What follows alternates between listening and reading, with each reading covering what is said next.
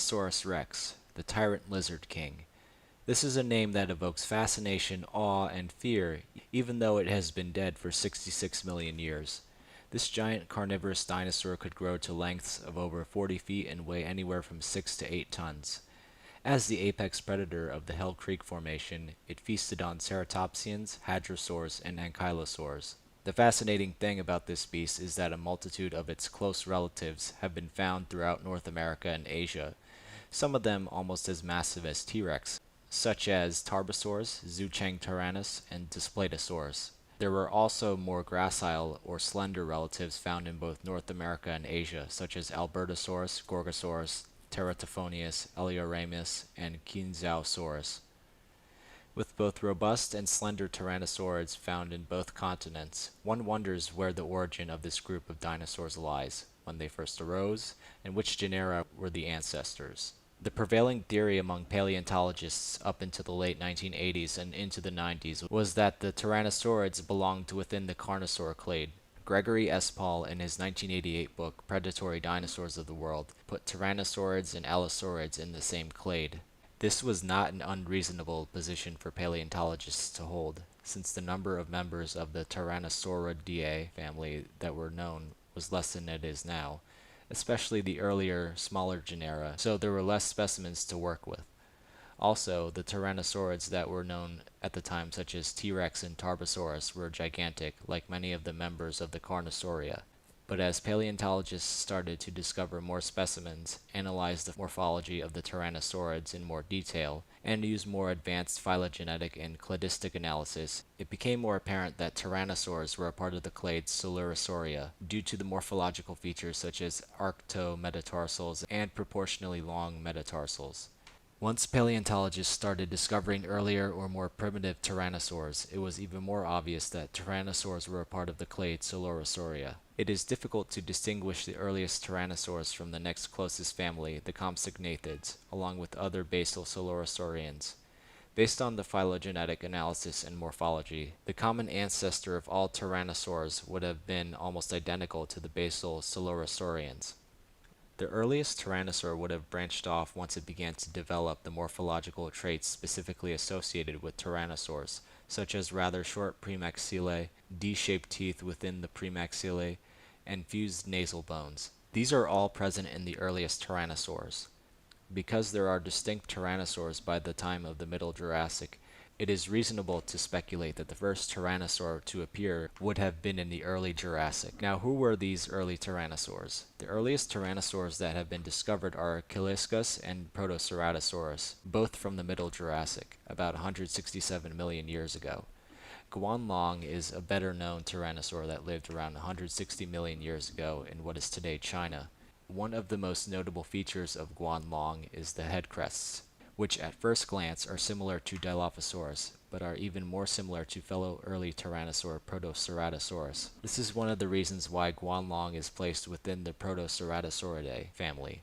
In terms of its environment, Guanlong was found in the Shishugo Formation, which during the late Jurassic period was a marshland surrounded by mountain ranges with volcanoes. Because turtles and crocodilians were also found there, the climate would have been warm to tropical. Guanlong lived alongside other dinosaurs such as the sauropod Mamenchosaurus, Stegosaur Jiangjunosaurus, and the Metriacanthosaurine Synraptor. The presence of Synraptor in the same environment as Guanlong is interesting and indicates a wider ecological and biogeographical phenomenon with early tyrannosaurs. When we think of the tyrannosaur family, we think of giant apex predators like Tyrannosaurus rex and Tarbosaurus, but this was not always the case. Early tyrannosaurs lived in the shadows of larger carnivores, ironically enough from the Carnosaur clade. This was the case in both North America and Asia, with Synraptor being the apex predator over Guanlong in Asia, and with large predators such as Allosaurus and Torvosaurus being the apex predators over the smaller Tyrannosaur Stachyosaurus in the Morrison Formation of North America. These ecological niches continued into the early Cretaceous, most notably in the Wessex Formation in England, where the early Tyrannosaur Eotyrannus lived in the shadow of the apex predator of the environment, Neovenator, a Carcharodontosaurid. Basically, wherever the early tyrannosaurs lived, there were large to gigantic carnosaurs that took the apex predator niche. because of these ecological relationships between the large carnosaurs and small tyrannosaurs. The early tyrannosaurs would have evolved to take smaller prey, such as small ornithopods or small vertebrates. It is only when the large to gigantic carnosaurs died out that the tyrannosaurs could move up to the top of the food chain, and with this came the adaptation of larger size. Because the tyrannosaurs were now sharing their environment with large herbivores such as the hadrosaurs and ceratopsians, and there were no longer other large carnivores to compete with, large to gigantic size was selected for in the tyrannosaurs of the late Cretaceous, in addition to robust jaws and strong bite force. With the gigantic size and robust strong jaws came the reduction of arm size. Unlike the early tyrannosaurs, which had long arms with 3 fingers, like other primitive coelurosaurs, later tyrannosaurs had puny arms with only 2 fingers. Now that we know some of the earliest tyrannosaurs, the remaining question is, where did they originate? It might seem reasonable to assume that since there is an abundance of tyrannosaurs in North America, that the first tyrannosaur would have evolved there. Not only that, but a primitive tyrannosaur and Stachyosaurus has been found there. But on the other side of the coin, the earliest tyrannosaurs known so far have been found in Europe and Asia, and they lived earlier than Stachyosaurus. Also, the majority of compsognaathids, the closest family to the Tyrannosauridae, have also been found in Europe and Asia.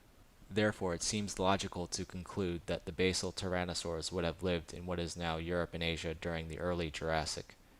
This could always change if an early Jurassic tyrannosaur is found in a western North America deposit, but so far it seems more likely that this hypothetical early Jurassic tyrannosaur will be found in Europe or Asia. It is important to note that Europe, Asia, and North America were all connected during the Jurassic, forming a landmass known as Laurasia.